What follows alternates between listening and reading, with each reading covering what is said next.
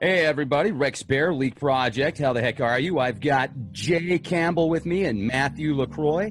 I would like to recommend going to trtrevolution.com as well as check out Matthew LaCroix's YouTube channel. Just type that in the search engine.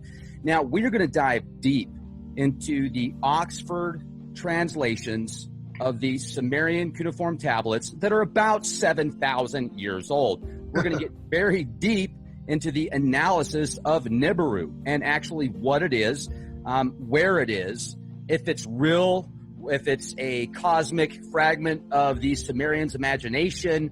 I will say this, I also put together some really good measurements on one of these specific not scribes, but one of these texts, one of these translations, and I was able to break down the words that, people are like, what is that? Where is that? Who is that? So I'm going to do a really deep analysis on various translations that have been done via Oxford University.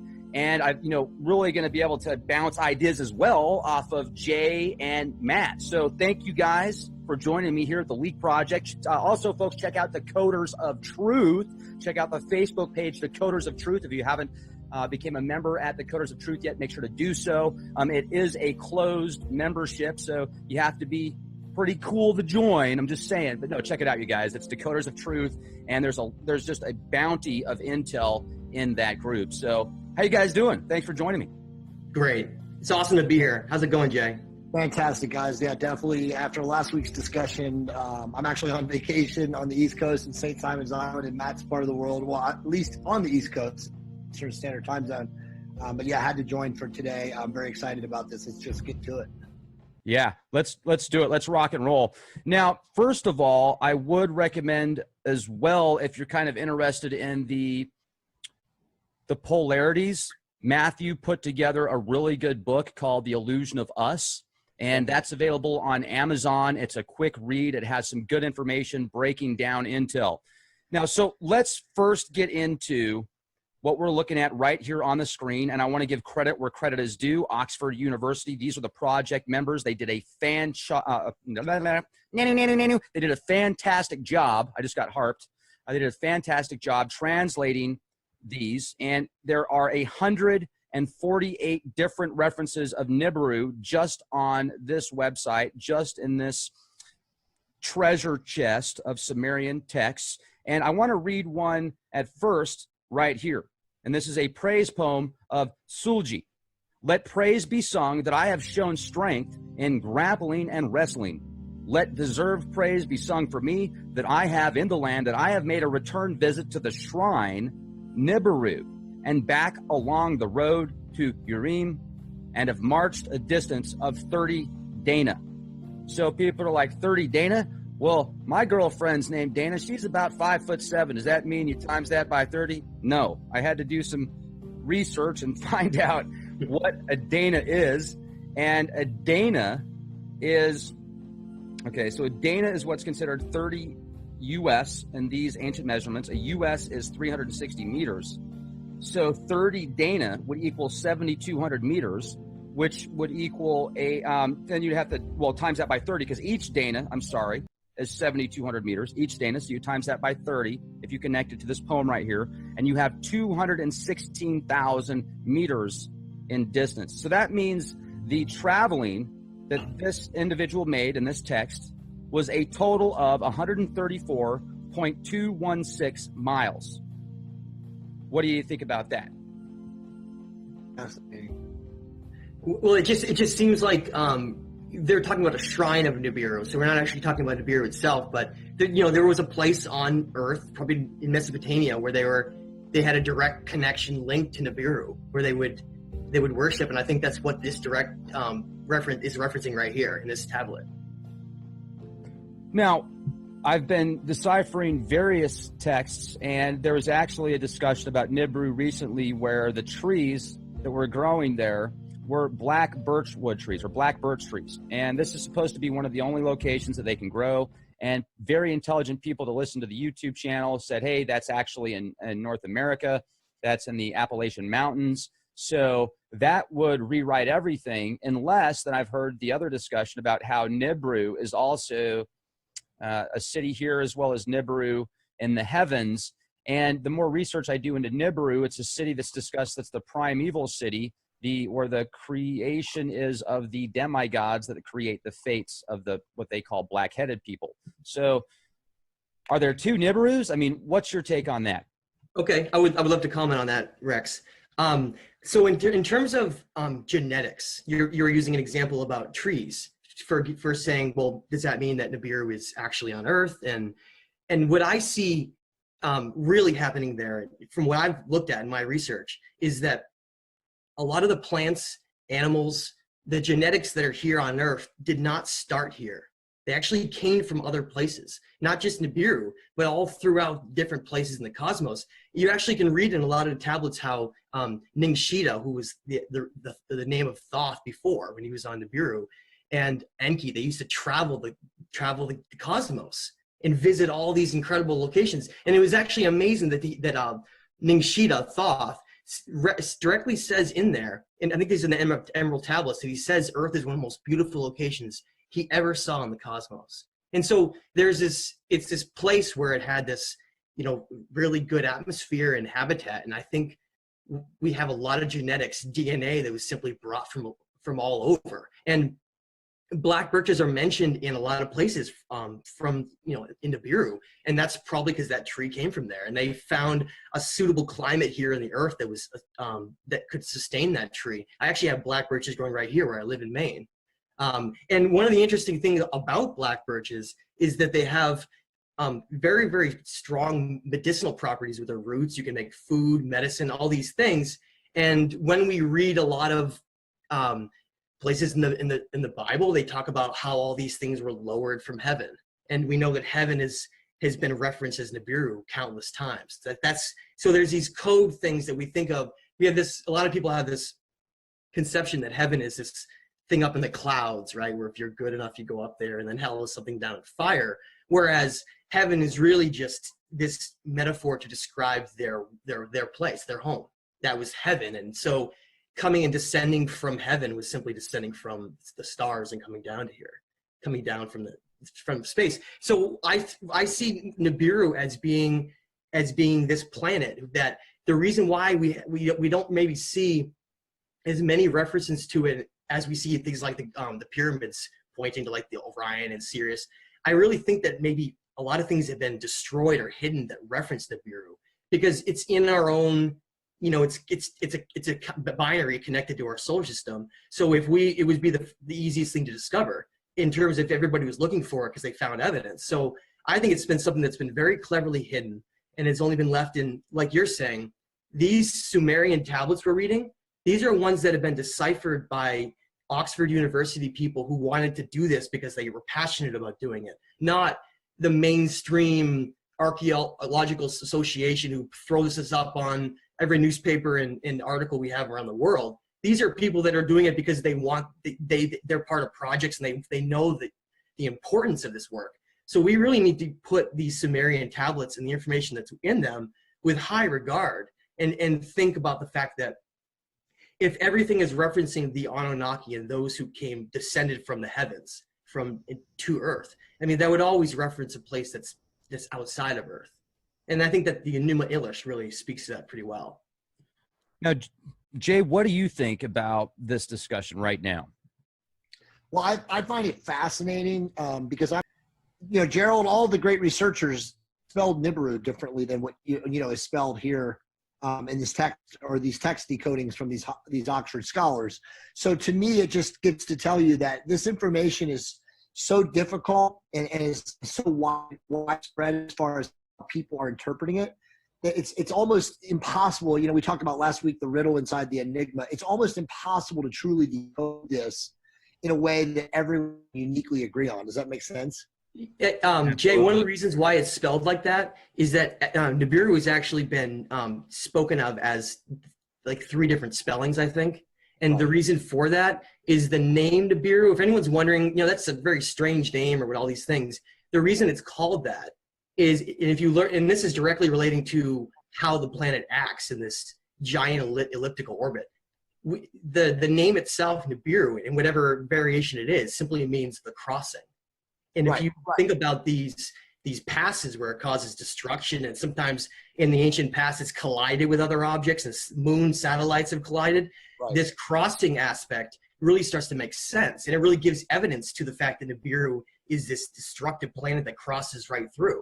I don't agree with that. I don't agree with that, Matthew, and I'll tell you why. Because I've read over 100 different passages from these tablets, and not one of them has talked about Nibiru causing chaos on the planet. As a matter of fact, I read multiple translations recently, actually just a couple days ago, about how Nibiru actually became barren and Nibiru became a ghost town, and then they had to rebuild it. And I haven't found anything about the destruction of planet Earth with Nibiru. Now, what I will say is the information that I have put together makes it seem more of a,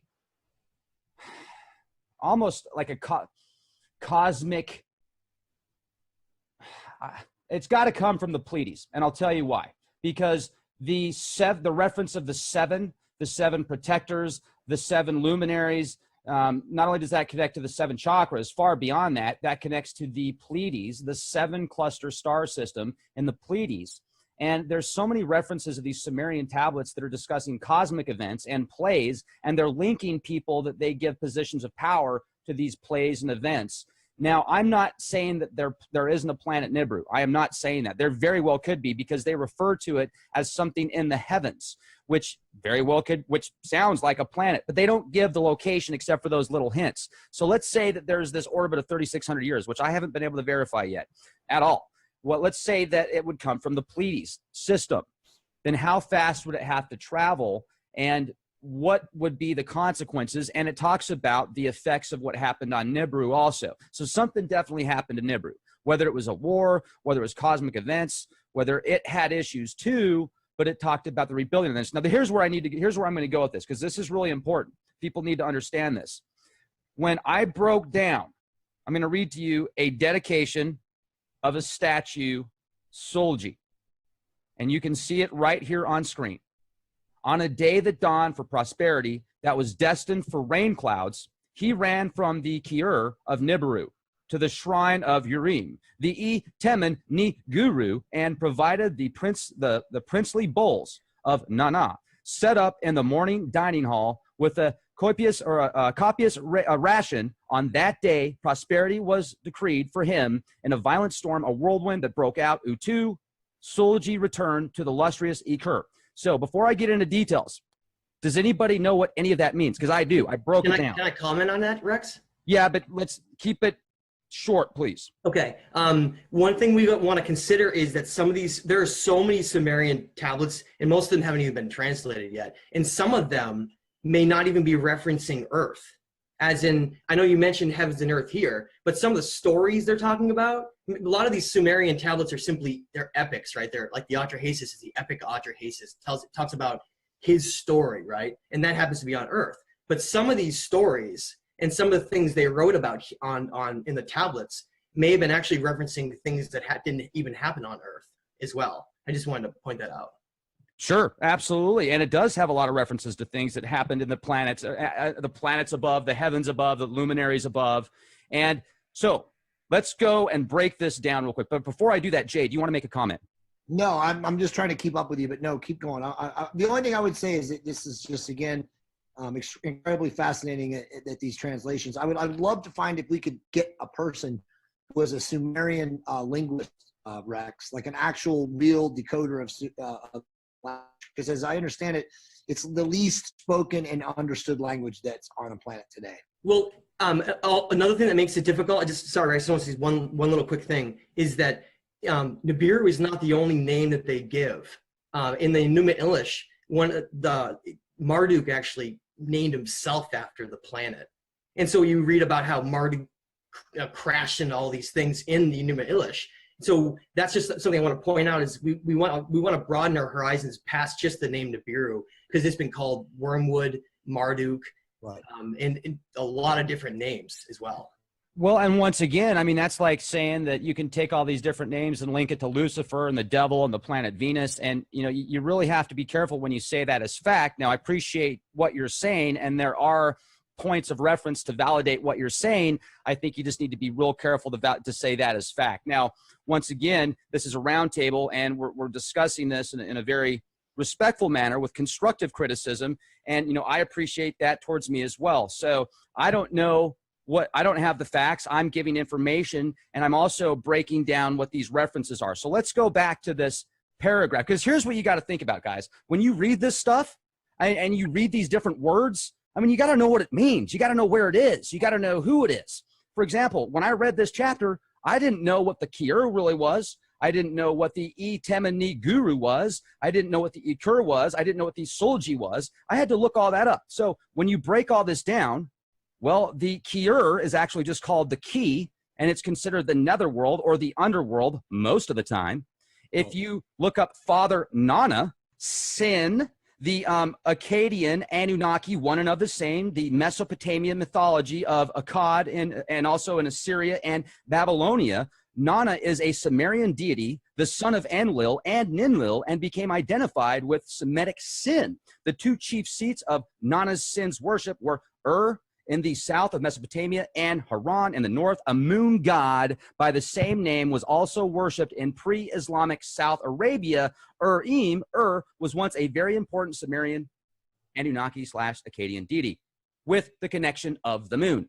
So let's take that even further. And now I'm going to get into a conspiracy theory realm here for a minute, because I'm going to look at the predated, the information where Socrates, Plato, and ancient Gnostic texts discuss people before the moon was parked where it is. There's a lot of information that points to the moon as artificial. Now, you can call that a conspiracy theory. Please do so. Do a little bit of research and look into it.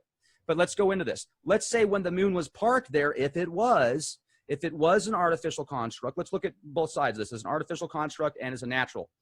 Just natural cosmic events. If it's artificial and it's referencing this Father Nana as the moon god, and now you reference that to Sin, then you can look at the yin, the yang, the alpha, the omega, the two sides of the paradigm, the feminine aspect and the male aspect, and you can link it cosmically. But does that mean that there was an actual being? Well, it appears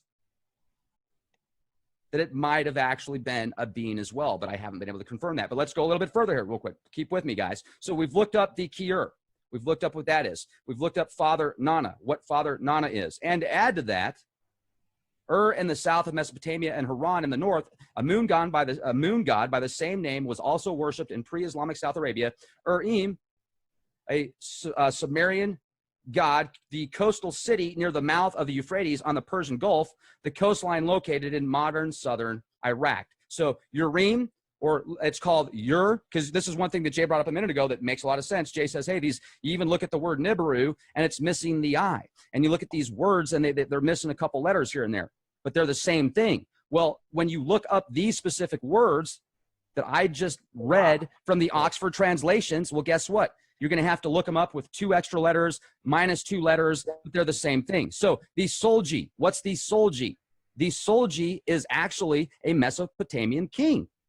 What is Ikur? Ikur is the garden of the gods. In Mount Olympus, in Greek mythology, they thought of it as Mount Olympus, as the place where the gods gathered to make the decisions of the earthlings. It's called in Sumerian, the mountain house, the meeting location of the demigods, aka Anunnaki, Olympian gods, Akkadians, potato, tomato, tomato. And I'm going to add a couple more things here because you guys are probably still wondering what Temeni Guru is, unless you're a scholar already. That is the ziggurat of an ancient Sumerian temple built over 4,000 years ago, at least 4,200 years ago, which links to that Solji Mesopotamian king that I just referenced, and the Persian temples that were built, these Mesopotamian temples that were built. That's all in connection to what I just said in that one paragraph. So it took me like an hour just to research that one paragraph and link all those different names and times. So what do you, I mean, what does that mean? What do you guys think about that? Matthew, what would you take on that?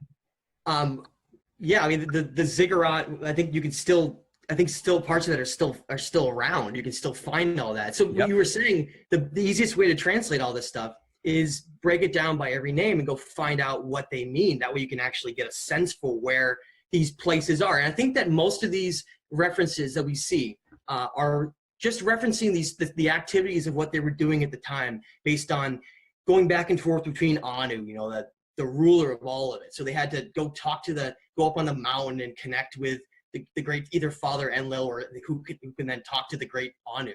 There was always this hierarchy system of them going through to make decisions on the earth. And I think this is just referencing the different places they were going at the shrines and the different houses they were going to literally make decisions about humanity's future and what was going to happen for them on that planet and what resources they were obtaining and all these various things. So you kind of read about, so there's so many of these that haven't even been translated yet.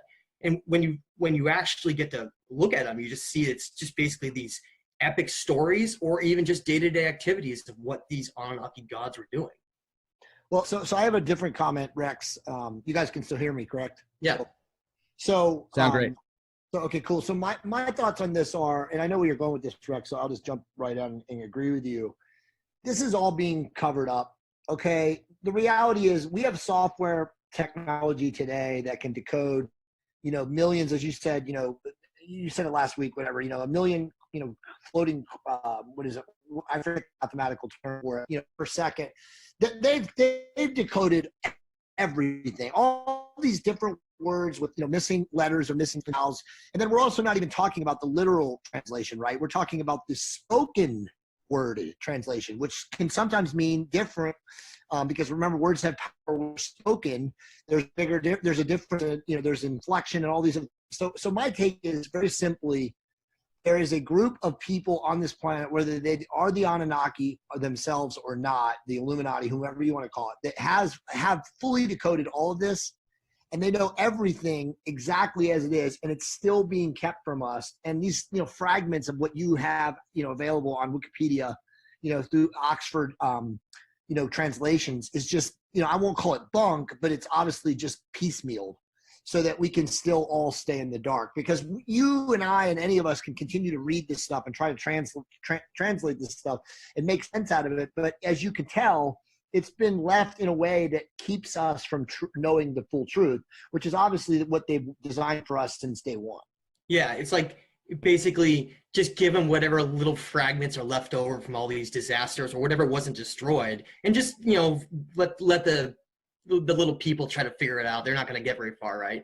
Right. I mean, but do you agree with that, Rex? I mean, do you kind of agree that there's no question that all of this has been translated with the technology that we have available to us at the highest levels?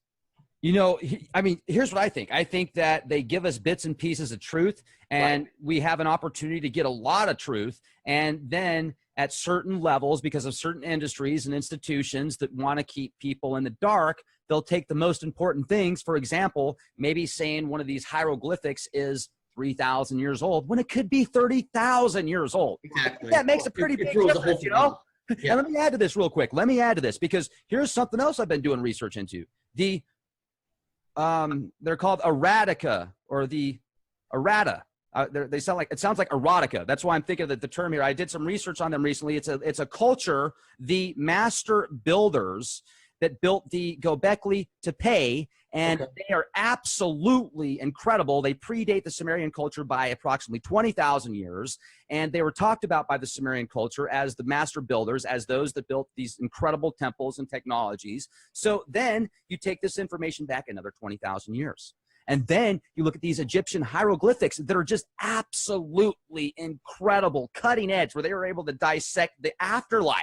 And they were able to put it onto paper and actually describe how you can manipulate the afterlife in this life. It's incredible.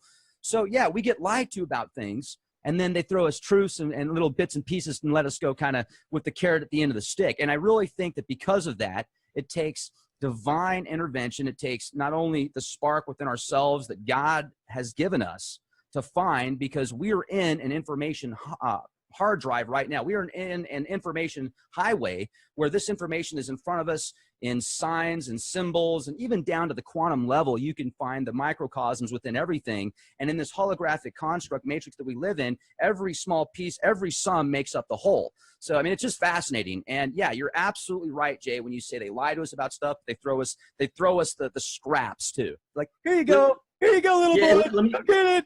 Hey, real quick, Matt, before you jump in, yeah, so let's stay there, because I know where you're going with this, Matt. I'm reading your mind right now. We're so psychically connected right now. But so would we say then that this master builder race, which we all three started to talk about a little bit last week, Rex brought it up, and then we talked a little bit about it last week. Would we want to say, to just try to put it into the timelines of our understanding of history, that there have just been so many different beings, obviously sentient, obviously of advanced technologies, probably of different, dimensions, or not dimensions, but just, I guess dimensions, fourth, fifth, sixth dimension, that have come here, throughout our, billion-year-old, planet's history, and, established their domain. And before you answer, Matt, I was actually just reading about the Domain Expeditionary Force, which, Gerald, I know you and Rex have talked about that. Or I mean, Rex, you and Gerald have talked about that. But I was just reading about that, the Ahura Mazda and the domain forces and stuff like that. And then there was an Ancient Aliens episode. I wasn't doing any research, but somehow it led me to that this morning, because somebody sent me an email and a link about it. And I was just reading it for like 5 minutes this morning. But would you guys agree then that it's so impossible to figure this out, because there has been so many beings that have come here and set up shop and obviously interjected with us, and then obviously tweaked us and engineered us? I mean, if we start thinking about the master builder races being before the Anunnaki, which it seems like they might have been, I mean, were they even part of the Anunnaki? That's where it gets really, really crazy. So it's like my working, thesis of what's going on is that there's just been so many races, like you said, Rex, that it's impossible to truly know without divine intervention. Well, I hate to use that word impossible, just because when you put a label as something impossible, then you've already built those walls, and it's near impossible, man. It's freaking tough. But right. You know what, Jay? We can do it, man. And that's the beauty of this. I feel that it's coming to light. I really do. I think it is. People like you, people like Matt, people that are listening to this program right now that are looking for the truth. Enough of us look for the truth, and it's either going to put these guys in a corner to where they're going to lash out big time, which they very well could do, or it's going to be that 100 monkey syndrome, that 100 awesome person syndrome that turns into this intergalactic change. So let's hope for the latter. It doesn't take very many people, to cause a rupture of truth throughout. And I'd like to point out, I think it's so difficult to figure this stuff out because of how disastrous the cataclysms have been. Right. Where these things have had to survive them. I mean, if you look at most structures that we have, that are only a couple hundred years old that we've built, you go out in the woods and find some place that's barely even left. Well, how about try to have something that's 100,000 years old, that's gone through, more weathering and disasters than you can imagine. And also, Jay, the Anunnaki are actually referenced as the master builders. Interesting enough, they're called that. And right. That's the reason why there's these giant structures on the moon and all these various things here, is that when these disasters occurred, after these Anunnaki rulers we have had to recreate the infrastructure of our planet.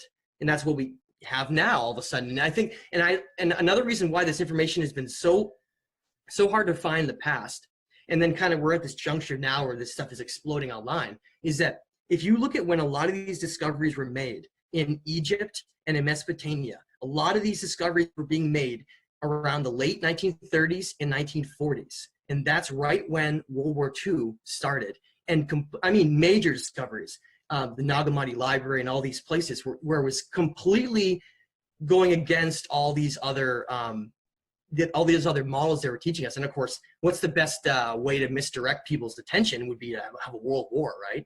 And I think that was one of the reasons, one of the reasons, I want to point that out, one of the reasons why the timing of World War II ended up the way it was that there was this entire, and after World War II, you can look at where the curriculum was set up in the United States and a lot of places in the world, and it was changed and altered right after that. They used to actually teach a lot more about this in the past. Before the 1940s, they had a lot of where you could really learn about the gods of the Greeks, and you could learn about a lot of the Mesopotamian gods, and then of course all that stuff was done away with, and we have the model we have now. But I see that as a way to kind of manipulate, to try to hide all this stuff. Because then if you have just people who are trying to do this, like us, right? We're just people trying to do this. We're not these professors that are getting paid to just sit in their lab all day and work through this. If you just have people trying to do it, how hard is that going to be for them to try to put it together? It's almost like a bunch of people all screaming to try to figure it out, and then nobody thinks anything's real. I think that's exactly what they wanted. I want to jump in real quick. It's the errata people. And doesn't that kind of sound like erotic? Errata. Anyway, so maybe my head's just in the clouds. Hello! The errata is a land that appears in Sumerian myths surrounding Enmerkar. Now, here's what's interesting about this. This is a culture at least 27,000 years ago, and this is the culture that was described by the Sumerians also as master builders. And if you look at the role in Sumerian literature, you can get a few tidbits right here that are right there for your pleasure, ladies and gentlemen. And what else is interesting is it's the home of the goddess Inanna, who transfers her allegiance from Arata to Uruk. Now, here's another interesting thing is if you look at these different pieces of literature that are in Sumerian culture. Now, it's interesting because a lot of people have read the Atrahasis, and a lot of people have read the Epic of Gilgamesh, and a lot of people have read a few amazing scriptures of Sumerian literature, and then they will classify the majority of their knowledge base on the Anunnaki and these ancient deities in reference to just a few pieces of literature. And I think that's kind of dangerous because the more research that I've done in different pieces of literature, that you get cosmic events, you get plays, you get songs, you get soap opera events. I mean, it's all intertwined. And then you start learning about Enlil, like you've even brought up before, Matthew. If you say En and Enki and En and Lil, that has a different meaning. So you have to know which meaning at which time they meant when they said Enli or Enlil or Enki. And it's just fascinating. So let's look at these guys right here. These are the guys that built just some of the most incredible temples that we're uncovering now that are over 12,000 years old. They're linking them at 12,000 years old. And there's the one in the Turkey region that they found, which they call the oldest temple in the world, Göbekli Tepe. And if they built that temple at least 12,000 years ago, and more likely 20,000 years ago, then who was before them? Right. And who was before them? Well, that's where it gets really confusing. And then, let's not forget, I think most of your viewers and people know this that watch us, but they built this with technology that we still don't even have available to this day. They still do not have the refinery to build stone, that size in those shapes with that kind of grand design. It's impossible. So, this isn't even at this point, like you said, Matt, before, it's not debatable. People around the world who are aware and awake and becoming higher conscious are totally, hip to the fact that this is obviously technology that we don't even understand today, even with all of our great tools and stuff to us. At least in the mainstream, in the public eye. Yeah, they probably have stuff in the secret space programs and behind closed doors that probably is the same tech. But I guess it's just so fascinating, Rex, because I look through this and it's just still all the same Sumerian gods and kings list, and names are a little bit subverted and changed and tweaked, but it's the same thing. So it's like, there really is the origin. We don't know really what the origin is. If the Sumerian, if that's the origin of our, our progenitor race, I don't know. But clearly all these other races have a Sumerian link. Yeah, you see the name Inanna right there. That just tells you get a direct connection that this is related to the same story. It's just part of our obviously our story is part of many different beings. The Pleiades are definitely a major player in our story. I think, I definitely don't want to just say Anunnaki, because there's not just an Anunnaki race. They're just beings from Orion and Sirius and the Pleiades.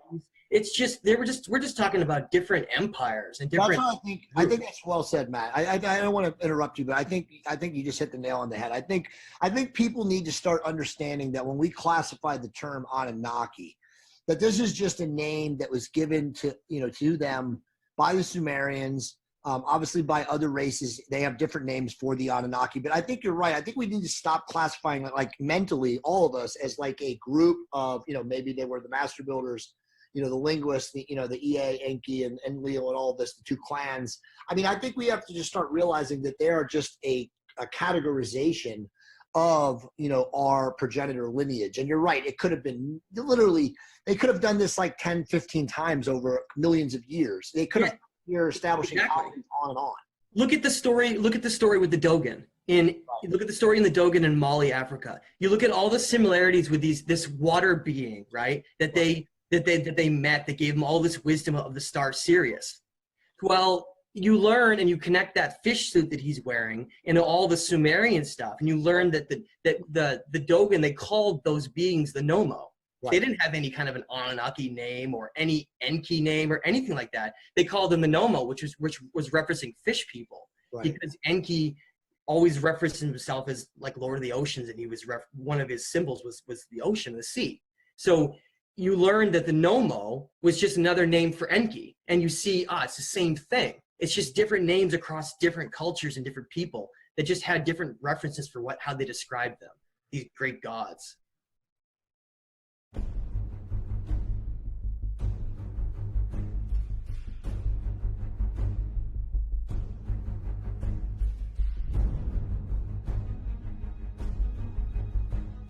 All right, folks, you need to take a look at this. This is called the Tiger Stream streaming device. Pretty much, we're getting rid of cable because we heard about this. And y'all already know it's your boy Stones. Boy, shout out to Tiger Stream. We just opened it up straight out the box. Yeah, man, you ain't got this in your crib, you ain't no big dog, man. And I finally figured out a way to cut the cord for good and no longer pay subscription for cable. This is a really handy device that allows you to stream live content straight to your TV. The Tiger Stream is the best media streaming Android device that I've ever used. When it comes to looking for something to watch, I swear, the Tiger Stream box is king. From the moment you open the box, the Tiger Stream is going to stand out from all the other streaming box providers. I put this thing through its paces, and let me tell you guys, this thing is a game changer. If you're like me and you are sick and tired of feeding the beast, with all the content this device can access, it literally pays for itself in just a few months. This is hands down one of the best options for a direct cable or satellite replacement box I've ever used. How much money do you pay for cable, paying it to Comcast? Every movie ever made since the 1930s. Well, this new device right here, this device is going to change the game altogether.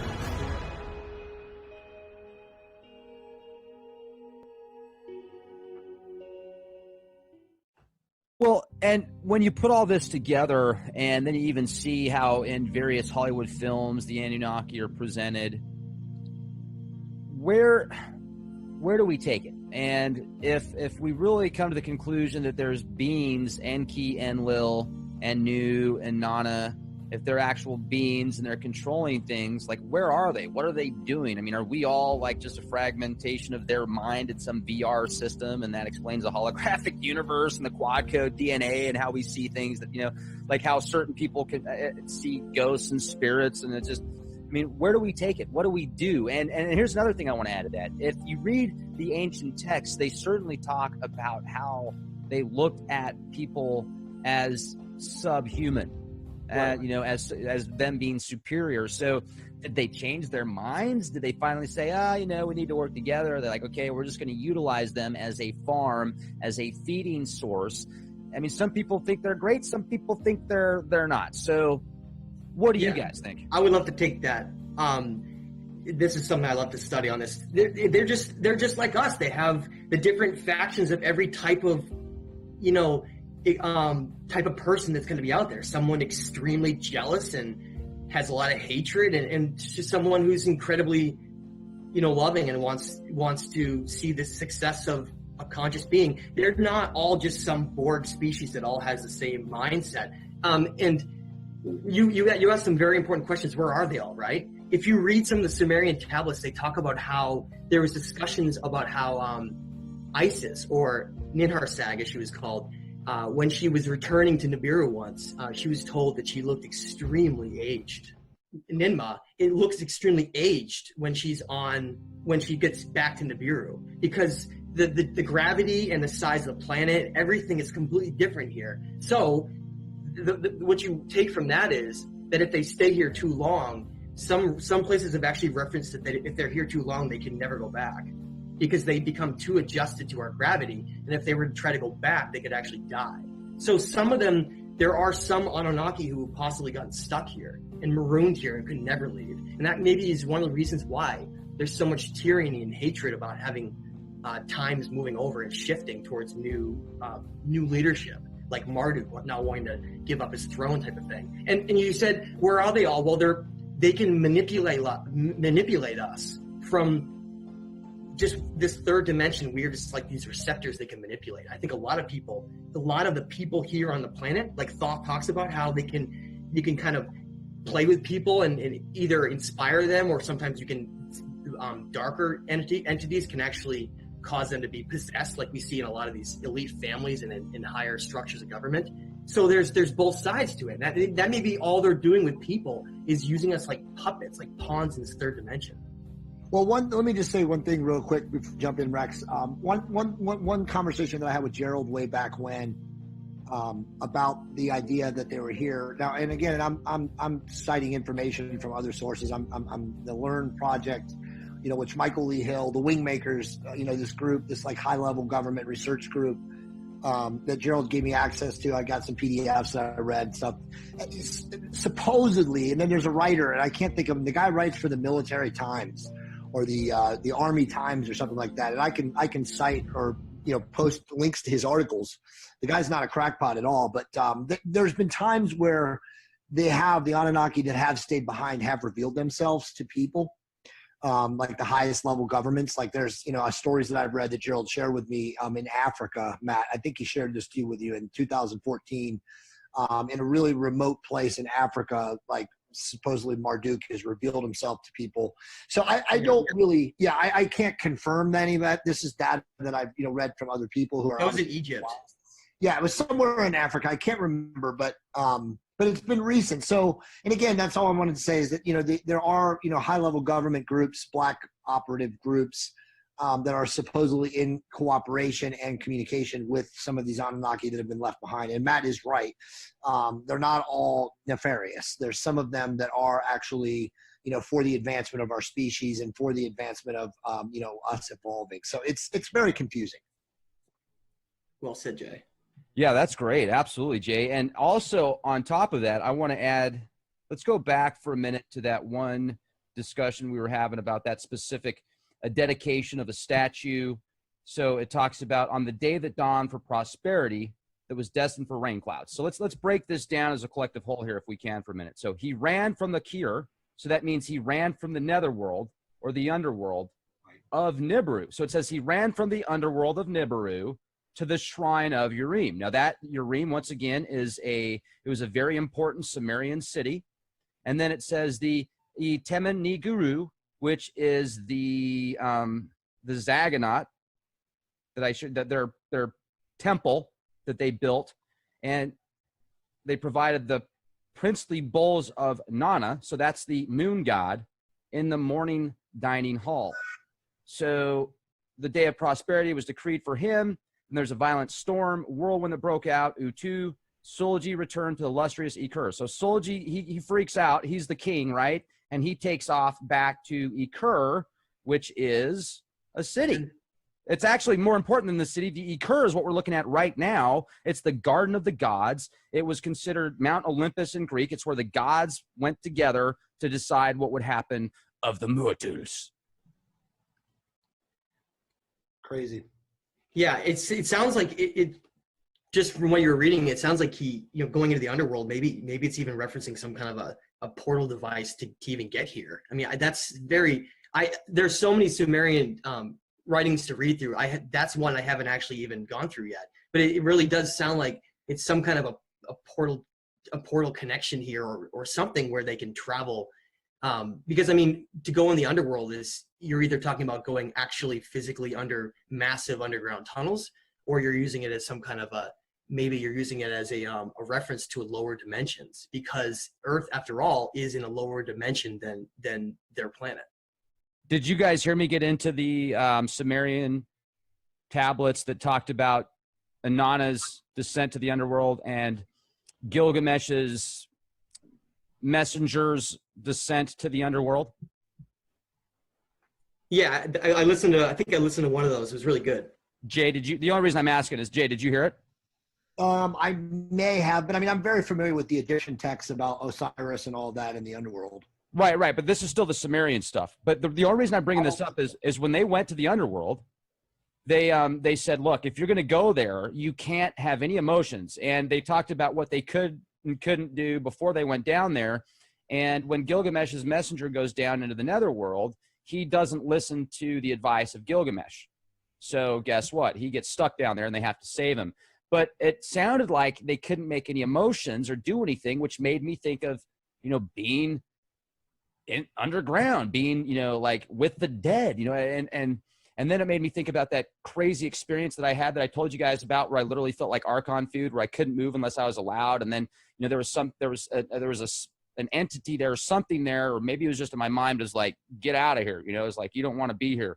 Don't come back. And I don't know. What do you guys think about that?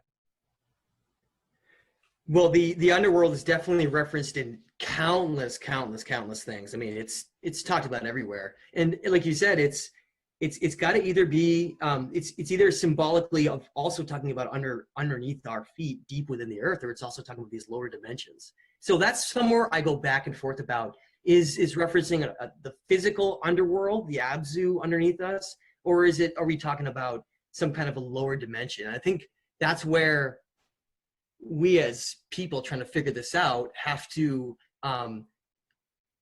I think we just have to wait for the future, because a lot of this stuff is even beyond what most people's comprehension. A lot of these gods were beyond even a lot of the mental capacity of what any human could even imagine right now on this planet. Well, I agree, Matt. I mean, that's very well said. I mean, let's be honest. I mean, we're three-dimensional beings, okay? I mean, obviously, some of us who are aware, many people in the Decoders of Truth watching, the Leak Project. And by the way, all the people that are live right now watching us, thank you guys for your support. We appreciate it. But the reality is that you're right. I mean, we can't comprehend things outside of our, limited, meat modem, guys' brains in the third dimension. I mean, we think we can, we can try to calculate things and think about beings that are in different dimensions. But I mean, if they are in different dimensions, and it goes back to our conversation last week when we talked about what is Nibiru. Well, what if Nibiru is a body, an interplanetary body in a different dimension, and that the reason people can't find it is because it's in a different dimension? Well, if that's the case, and it sounds reasonable to assume that it is, then everything else that we're talking about, obviously, with the inhabitants of Nibiru, the Anunnaki, the master builder race, whatever, they're all interdimensional. So I think we could really shift this, into the discussion, because, we have obviously some other discussion points. I mean, this has been an awesome discussion already, but, we can start talking about like reincarnation, and we can start talking about the soul, and CERN. Well, maybe Jay, that's part of the whole purpose behind CERN, is the fact that they're home and they themselves are in another dimension. So the only way to actually pass through certain rare elements or technology or whatever you wanted to do, instead of flying to point A to point B, as our limited minds try to always come up with, you try to cut through, right? You create some kind of a wormhole where you can actually cut through. And I think that's what CERN really is. Yeah, I mean, it's all fascinating to me, and then obviously it's even the further you go down the rabbit hole, and I just read recently, as I mentioned last week, I read the Omniverse. I read it about 2.5 months ago, by Weber, Alfred Lloyd Weber, Alfred Michael Weber, whatever his name is. I can't think of him right now. He's a brilliant guy. But it just talks about, how diverse everything is and how hard it is to truly understand things, from our three-dimensional perspectives. But yeah, I mean, no one really knows what CERN is. I mean, we look at the imagery, and what is the main imagery? They have the image of Shiva. Gerald talks about, what he thinks CERN is. I mean, obviously, Matt, you do. I mean, Rex, we've talked about it many times. It's a very interesting time to be alive, guys. Yeah, it is. Sure. And we linked it, you guys, the actual statue out there of Shiva. Remember the Rig Veda that I read, where the gift that was given as a weapon, and one of the most powerful weapons that could destroy time and matter itself, and space, the heavens, right, and the earth. Yeah. Guess who was given? Shiva gave that weapon.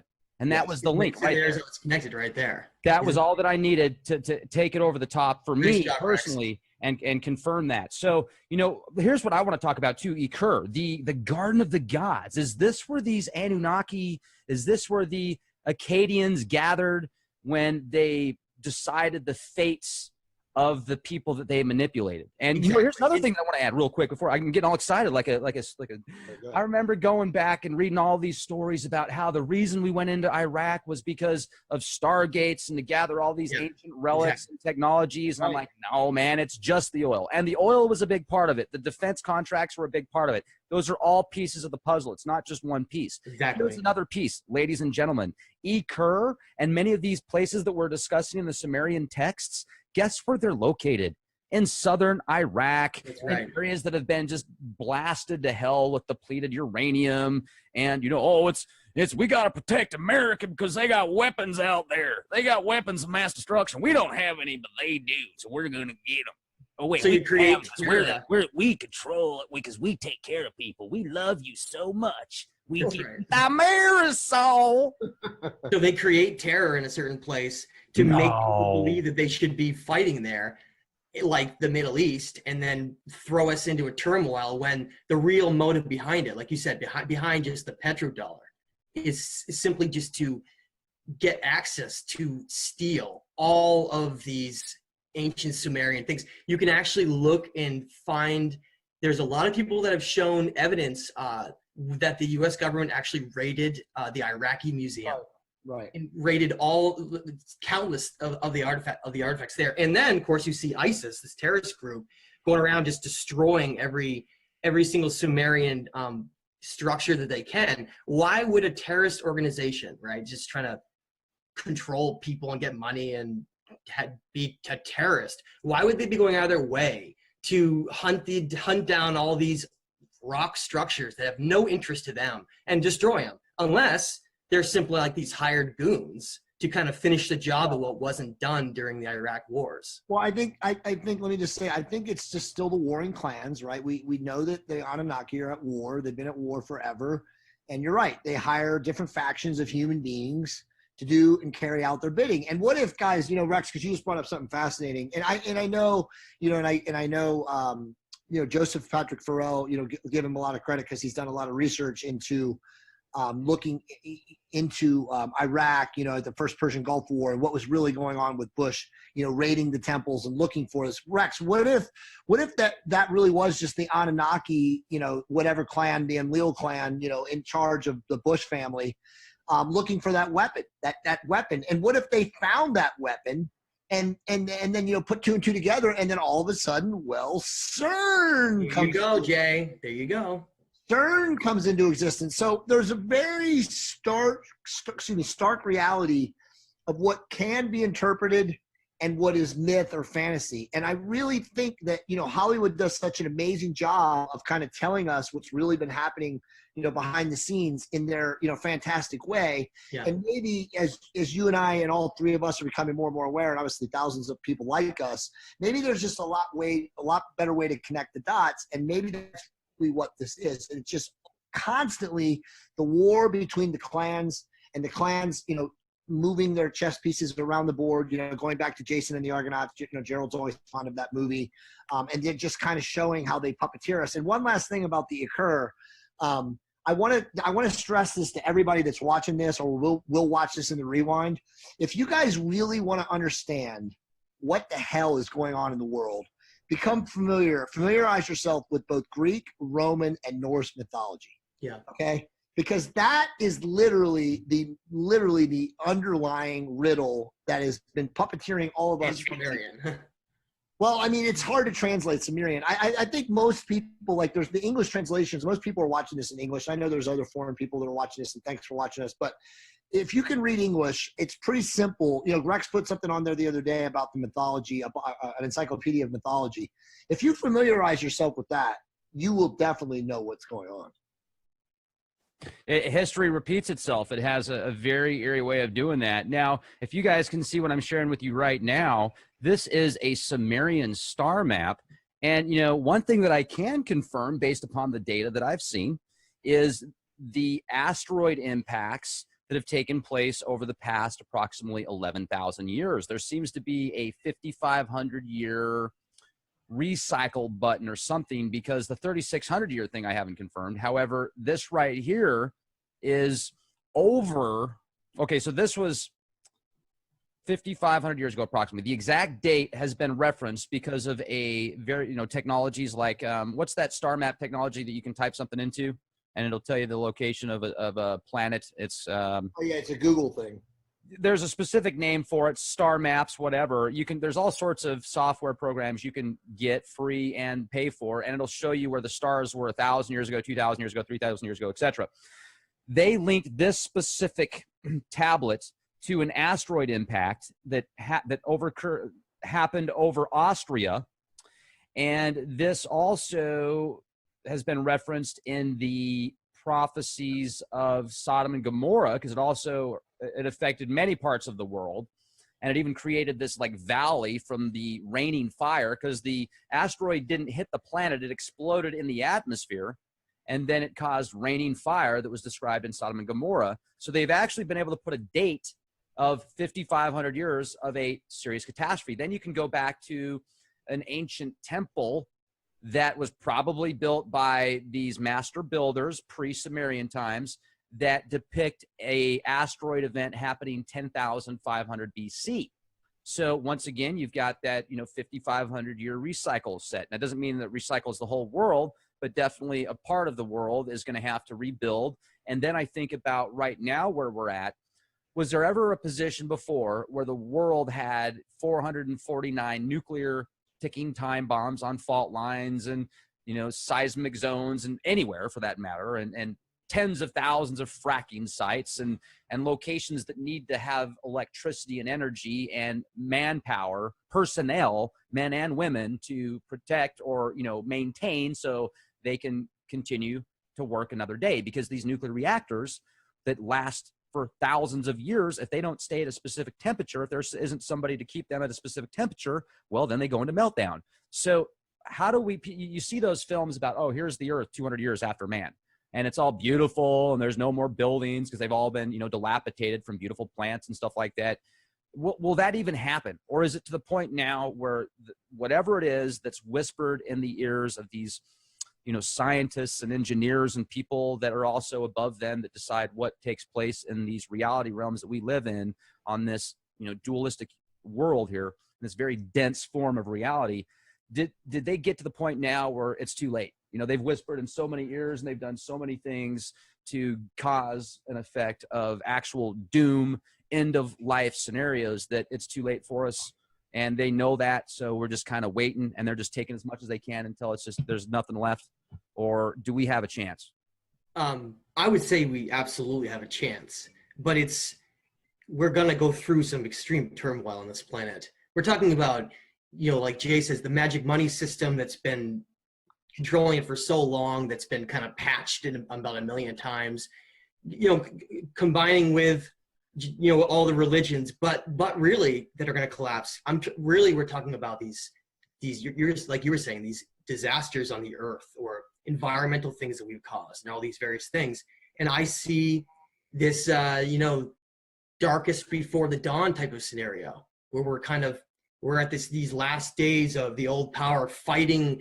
What happens whenever an army is about to be overtaken and lose? They usually will destroy everything they have and not care and kind of just give in, and the whole thing starts collapsing and everyone turns on each other. I think that's what we're starting to see. It's like this collapse of the old system, so they're just polluting and trying to destroy whatever they can at the very end, because it's kind of gotten out of control.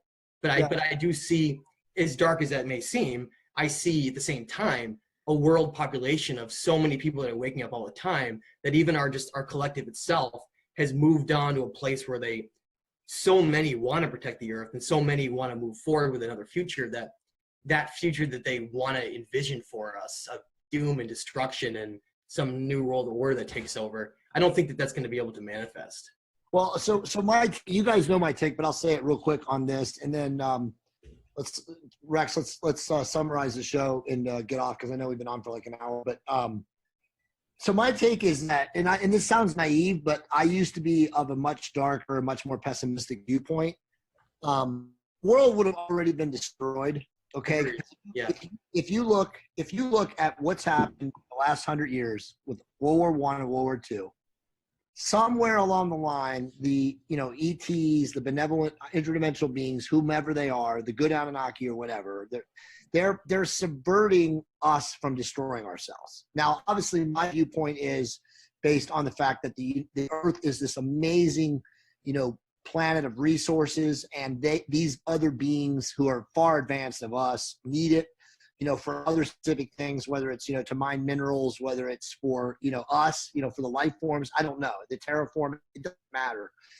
I'm not going to let the planet blow up. So however whatever happens to the planet, the powers that be, so to speak, in the technological, universal hierarchy are not going to allow this planet to go boom. So my take is, that there are going to be a loss of life in my guess, I would assume. I don't know how it's going to all materialize, but I mean, we just have history to judge by, right? And we know that there's been multiple ELEs. There's been, as you said, Rex, asteroid crater impacts. We know the dinosaurs have been extincted. I mean, who knows how many times, human beings or, our forefathers before sapiens were extincted. It's going to happen. Are we lucky enough or, not lucky enough, depending on your perception, to be around when another one of those events happens? I don't know. But I mean, I can look around in our geopolitical world right now and I can see pure instability. Okay. I see a world that is just different than, what it should be. There's so many people in service to self. It's crazy. And so it's like, if there is going to be a purge or a cleansing and we are going to move into a quote unquote golden age, there has to be a massive change. And I don't see the change happening in a super positive way. I hope I'm wrong, but I don't see it. No, Jay, that was really well said. I agree with everything you said there. And most importantly, we got to remember, if you look into the Cold War and you look into this, this big battle of powers between the two armies, the United States versus Russia, back and forth for countless years, there's actually documented proof that talks about how scientists or the people, the military was actually was going to launch nuclear weapons and actually tried to hit the button multiple times and were intervened and not allowed to. Power went out, something went wrong. This, like Jay said, we would have already destroyed ourselves if it was up to the missile silos were deactivated. The nukes were turned off. I mean, there's powers way beyond our understanding that are involved right now in our affairs, both militarily and obviously governmentally. So, that can't even be debated anymore. I mean, sure, you can be low conscious and debate us, but that's not for anyone of consciousness. They already know that. And again, brilliant. I like that NLP trigger word there, Jay. That was good. You like that? Brilliant researchers. That's a lot, man. That was, I think, $1,000 course at one time, Rex. But millions of, or I'd say not millions, but hundreds of researchers have proven this out. And I don't need to name names. I mean, there's a lot of brilliant people out there. And I just think that the truth is, too, is like, it just depends on how aware do you want to be. If you're an individual out there, and you are waking up, there's so much information. There's the Leak Project. There's the Decoders of Truth. There's all these amazing researchers. I'm not even going to name them. There's so many of them. And you can get all this information and make a decision, through internal discernment yourself. You don't have to be watching the news, the mainstream news channels and CNN, MSNBC, all this nonsense, Fox News, CNN. You don't need to filter. You can filter all that out of your life, So it does come down to an individual's choice as to what they're going to consume from an informational standpoint. And truly, you guys have said it great, throughout this whole entire podcast. All the information is available to you. How willing are you as an individual to discern it? That's right. Well said. I like that. We have to be able to develop this self-control aspect, right? Are we advanced? Are we beings that have high intelligence? Or are we children who can't control our own self-control demiurges? Like, I'm hungry, or I'm sleepy, or I want to just do something easy and not challenge. Go beyond the comfort zone of your lives. Push yourselves. Go find the truth, no matter where it leads. And I guarantee it'll improve your life, because sitting in the background and remaining ignorant only lasts so long. Eventually, you're going to be in the dark too long, and it's going to be a very confusing place. Give a quick shout out to Decoders of Truth, Jay, because I know that just last month, didn't you have your fastest growing month with Decoders of Truth ever? Yeah, it's incredible, dude. We're actually almost at 15,000. I mean, wait a minute, let me check. We might actually be over. I'm sorry, we're over 15,000. In fact, it's so out of control. I think it's like at 15,600 people. Hold on. I can tell you in 2 seconds. Right now, that's great. We have 131 people that want to join the group, and we're at 15,586. And I'm not kidding you. We've probably gone up 5,000 members in the last 6 weeks. It's incredible. What do you think? People are becoming aware for sure. People want the truth, right? It's incredible. I mean, it's absolutely incredible. And there's so many people that are waking up and trying to discern for themselves, like, what is and what's not truth. So yeah, it's great. I mean, and I mean, that's very positive information. I appreciate you bringing that to my attention, Rex. Well, also, I mean, why do you think that is? What do you think was what caused the big jump? Well, I mean, I have my own theories. I mean, you and I have talked about it before. I believe there's great cosmic energy going on right now in the universe. I think that through solar radiation, the solar radiation changes, which you've measured, numerous times. I don't know, obviously we posited that theory last week that maybe CERN has moved us. But I just think that overall, it's the age of Aquarius. There's massive cosmic radiation, cosmic energy waves that people are starting to feel, and it definitely changes people's DNA. I actually just read an amazing article today. I wish I could find it right now, about how DNA, they used to think that DNA was completely static and you were born with your DNA, but now they realize that DNA is absolutely amenable, and it changes based on, your frequency, your love language, your emotional commitment, your service to others. I mean, it's truly amazing how much they're finding out. Obviously David, has written, what's his name? What's the guy, David? He's written the source field his source field book talks a lot about the DNA. What's the guy's name? David, what's his last name? I'm having a harp moment. I don't know. Yeah, no, it's okay. It's David Wilcox. David Wilcox. I couldn't think of him, but he wrote, in the source field investigations, he talked about DNA as amenable, and that was like 6 years ago. And most people are like, whatever, bro. But now all the way to science is coming out and saying that it's true. So it's fascinating. But that's my theory. What is your theory, Matt? I agree. I would just be careful. I think a lot of there's research, there's truth to be found in a lot of places, and there's also disinformation. So just when you're going down this path of trying to find out how to uncover reality, just always have a filter of being objective, no matter where it comes from, and you'll always be steered correctly, no matter what. Yeah, no, actually, I did want to say, I do believe that David Wilcox has been gotten to. I believe that a lot of his information that he's put out has been great. I feel the Source Field Investigations is an amazing book, and everyone, listening to this podcast should read that book. But as I told both of you guys, when you start getting supported by the mainstream news, the New York Times, all of the quote unquote fake news, the big regimes that are controlled by the controllers, you gotta really discern, because at the end of the day, those are the guys that are calling the shots, as far as infiltrating the message and infiltrating kind of the matrix, as we would like to think it. And like Michael Tellinger giving in and saying flat Earth is real. Well, I mean, all of it. You got to discern. I mean, Michael, who am I to say that Michael Tellinger has not put out amazing research? Because he has, right? I mean, slaves. Well, that's the whole point, isn't it? Right. He became too big.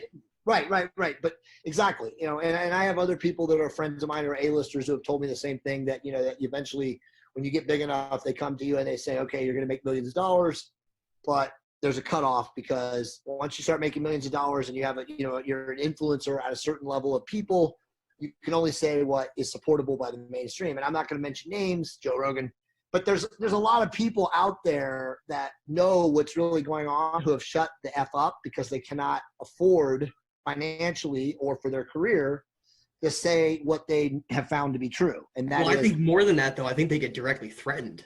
I think. Well, no, there's no question. No, believe me, there's no question. Actually. There's no question. I have a very good friend. I will mention him. He's an A-lister, and he's told me exactly what was told to him, and it's absolutely true. You're 100% accurate. You get to a certain level of influence, you can only say certain. Well, I'll never, I promise, the promise I have is I'll never, ever do that. So if I get big enough to be threatened like that, I'd rather just take the truth, the honest road, no matter what. So I would Rex people give me a hard time for living in my garage, but man, Rex I'll tell you, already that big, dude. I don't got to worry about it. I say, man, I live in my garage. I'm just somebody that's living in my garage. I'm like, Grandma, can I have a cheese sandwich and some tomato soup and some top ramen for dinner? As long as I live with Grandma in the garage, I'm okay. They don't got to worry. Absolutely. I think Rex, you're 900,000 or 880,000 subscribers away from getting told off. Yeah, I'm still just little potatoes, man. I am absolutely not even on the blip. And that's good. I like it that way. I like to be unique anyway. I don't want to be on anybody's radar, but maybe that's the whole point, guys. If we weren't, a little bit less mainstream, we wouldn't be able to do this. Right. No, it's true. Without a doubt, they would have already harped us. We've been shut down. No, I Yeah. bingo. By the way, Matt, I'm the same way. I tell people this all the time. It doesn't matter how big I get, no matter how big my mission grows. I will never be bought off. I will always, talk about things that I talk about, this kind of stuff. I live for this stuff. I have a thriving career in the mainstream, fortunately or unfortunately, depending on your perspective. It's only getting bigger, but I will not be bought off. It doesn't matter. I mean, people can write those words down for me. I will never be bought off. They'd kill me before I would be willing to, be subverted. You can take our land, but you can't take our freedom. Yeah. Exactly. Oh! My kids have never been vaccinated, and they never will be vaccinated. Good job, Jay. Hello, the man, the legend, the way of life. Now, let's take a sidetrack here to the Book of the Dead. I went through some more of these ancient hieroglyphics that are well over 3,000 years old, probably around the 4,000 or 5,000 year range. And you know what? They could be much older than that because these things were discovered next to tombs and also in the Great Pyramid of Cheops. And, they say, oh, that Great Pyramid's only a few thousand years old. It's most likely a lot older than 12,000 years old. But anyway, let's just say it's only 4,000 years old. What I find, or actually it would be older than that because you're about 5,200 years old. But okay, so here we go. The lion god. Let me read this to you guys. And then I'm also going to, well, first, before I read it to you, check out the actual hieroglyphics. This tripped me out. These are the actual hieroglyphics that were translated that I'm about to read to you guys in the Book of the Dead. And the person that put this together, his name is LePage Renew, and very intelligent. He made this his life's work. He's no longer here in physical form, but I'll leave the links in the video description box on how you can actually read through these yourself. I mean, these take it to the next level. I mean, the Sumerians were very artistic. They were really into like cosmic plays and soap operas and the stars. The Egyptian stuff is like the next level. I mean, this stuff is just so beyond advanced, even in today's current technologies, and then combined with the spiritual aspect of what these people were able to do and harness. It's just phenomenal. So look at this lion being here that's got this, like, can you guys see it? Yeah, looks like he's got a knife. Yeah, he's got a knife, and he's definitely, like, it looks like he just jumped out of the pool, and, poor guy, I can see why he's upset, because clearly, anyway, just joking, but you can see right here that this guy down here that's like, man, what did I do? You're going to stab me with that knife? What's going on? This big lion man here. And you can read through some of the notes, but then when you go here and actually read about, let's go to the actual chapter itself in the Book of the Dead here, chapter 28, Lion God. I am Unbu, and what I abominate is the block of execution. Let not this whole heart of mine be torn from me by the divine champions in Heliopolis, O thou who closest, or O thou who clothest Osiris and hast seen Sutu, O thou who turnest back after having smitten him and hast accomplished the overthrow. The whole heart of mine remaineth weeping over itself in presence of Osiris, and strength proceedeth from him. It hath obtained it by prayer from him. I have had granted to it and awarded to it the glow of heart at the hour of the God of the broad face, and have offered the sacrificial cakes in Hermopolis. Now, what are sacrificial cakes? Are those the ones that we hear about now, the modern occult stuff where they add some type of bodily fluids to these unleavened pieces of bread? I think it could be. Let not this whole heart of mine be torn from me. It is I who entrust to you its place, and stir your whole heart toward it in Sechet Hotepet, and the years of triumph over all that it abhors, and taking all provisions at thine appointed time from thine hand after thee. And this whole heart of mine is laid upon the tablets of Tamu, who guideth me to the caverns of Sutu, and who giveth me back my whole heart, which hath accomplished its desire in presence of the divine circle, which is in the netherworld. The sacrificial joint and the funeral raiment, let those who find them bury them. What do you guys think about that in reference to these right here that we're looking at, the petroglyphs? It's crazy. I think we're talking about Egyptian beings, most likely, some higher up they were able to actually have this knowledge, because most of the regular people didn't have it. We're talking about someone who is able to transcend. I think, the third dimension and be able to actually pass on to, you know, if you look at who Osiris is, you can see the very strong connections to he's, you know, this being a reference to Enki and being some kind of a, the great God who determines, you know, the hearts and how pure someone's soul is, you know, weighing them. So and the lion god, I know the Sphinx was actually supposed to be a lion. So it then was defaced and turned into what it is now. But so there's a lot of very interesting references to that. And we know ancient Egypt was the most advanced place in the ancient world after Atlantis disappeared.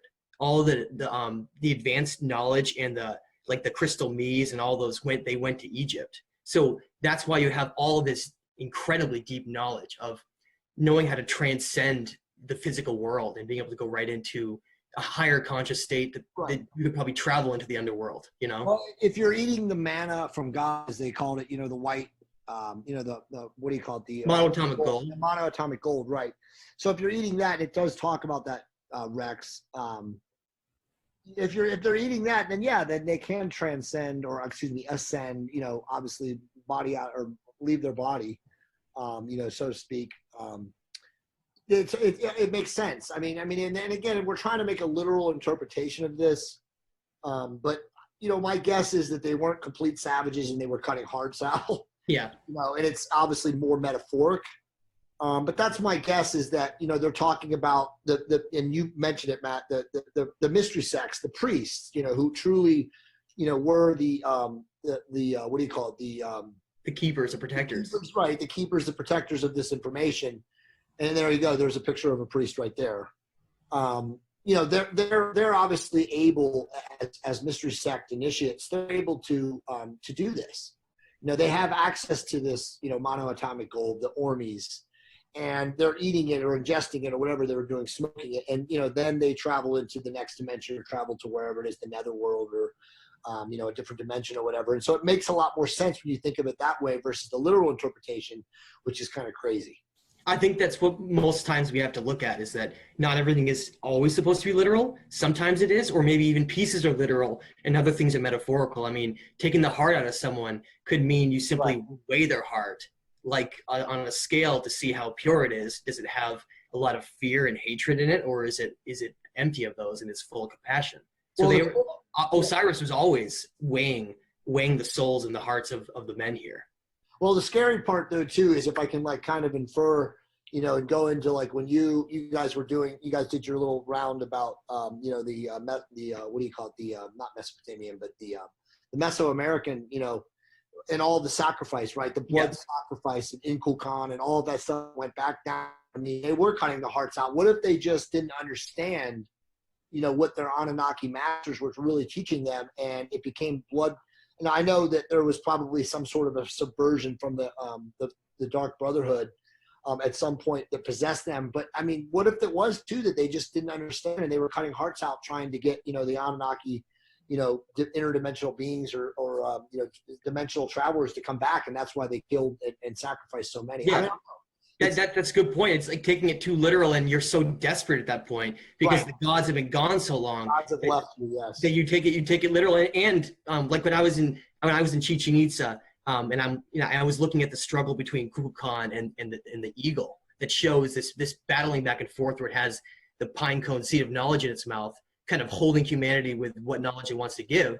I find it fascinating that we had these cultures that were built up with knowledge in the stars, and then we have them all becoming corrupted with blood sacrifice and war. And I just see that as this continual competition with these sons. We gotta figure out who they are. Like Kukulkan, like Jay just mentioned, that's simply Ningshita Thoth, versus this other son of Enlil, right? This competition of Ninurta. And I see these sons of both of these factions always just competing.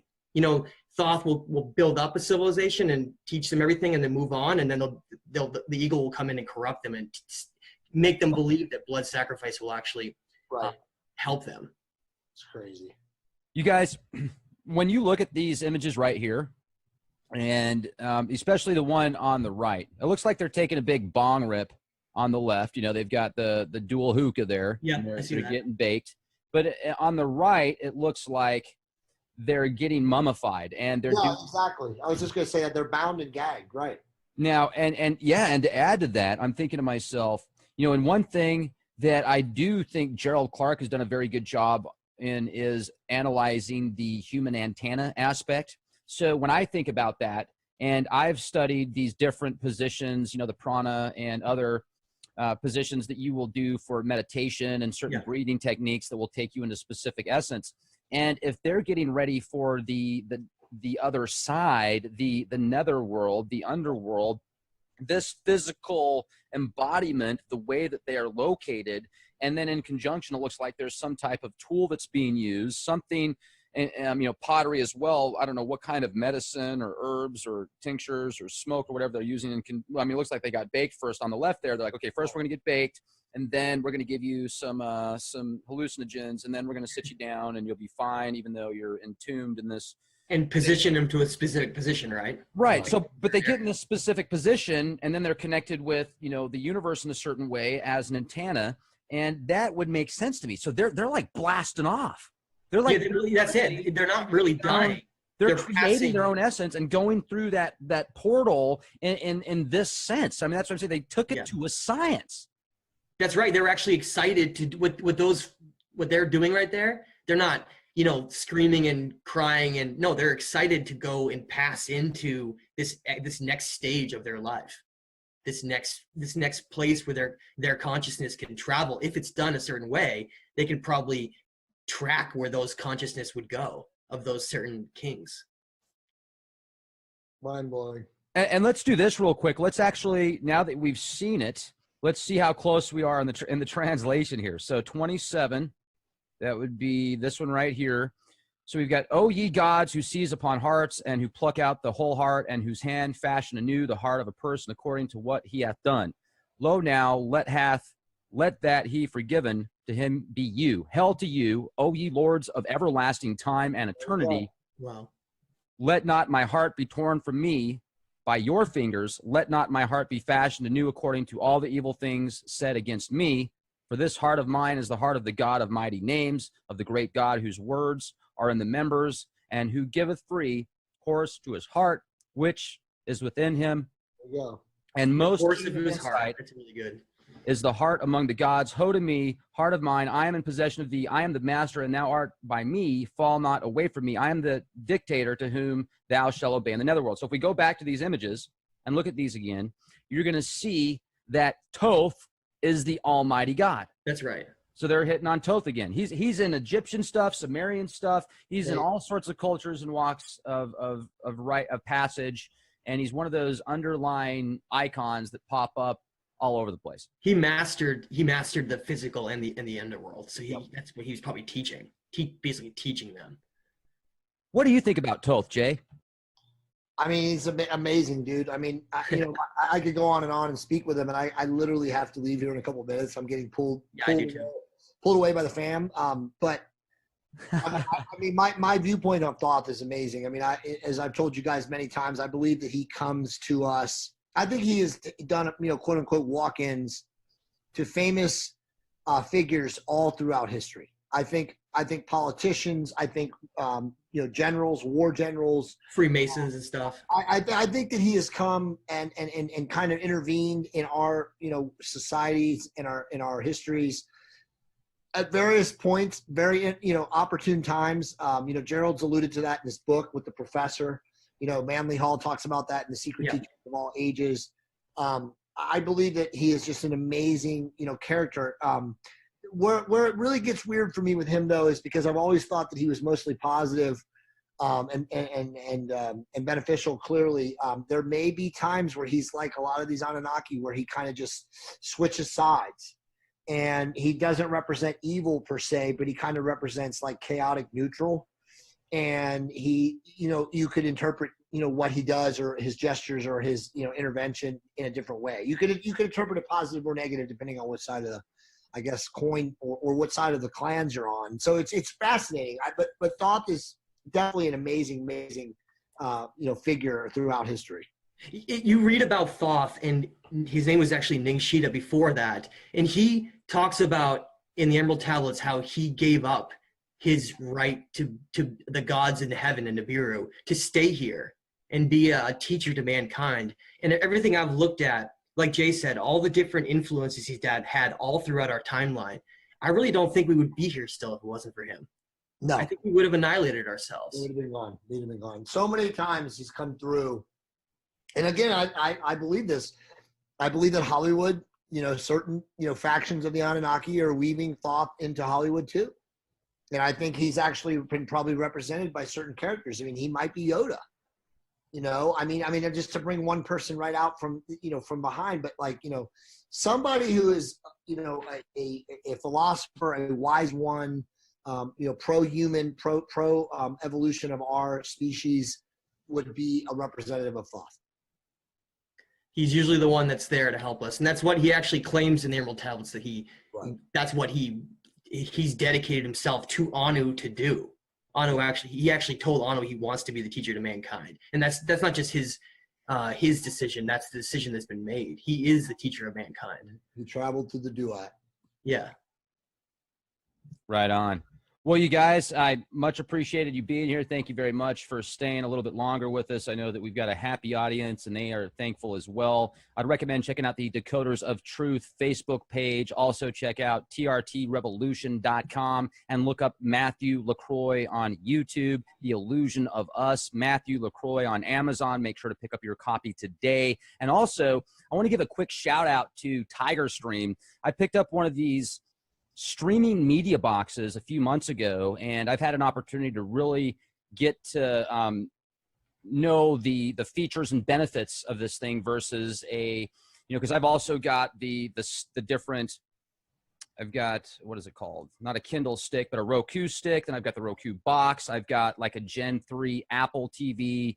On my Roku, I've got Netflix, I've got Amazon, I've got Hulu, I've got cable, because my cable and internet's cheaper than just internet, so I have all that with it. And you know what?